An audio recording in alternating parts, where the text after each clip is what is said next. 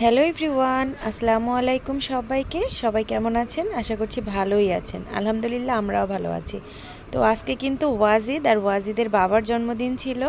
আর এখানে আমরা 2টা কেক অর্ডার করছিলাম। তো একটা কেক আমি আগে থেকেই সরাই রাখছি, যেহেতু স্প্রে দেওয়ার পর কেকের উপরে অনেক স্প্রে পড়ে, এই কারণে একটা কেক আমি সরাই রাখছিলাম।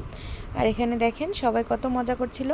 ওয়াজিদের সাথে কিন্তু অনেকগুলো কাজিন ছিল, ওই যে ছোট বড় অনেকগুলো কাজিন ছিল ওর সাথে। আর সবাই কত মজা করছিল।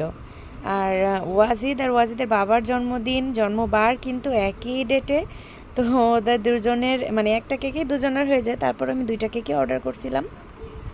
আর ওয়ালিদ দেখেন ওয়ালিদের বাবার কোলে উঠে বসে আছে।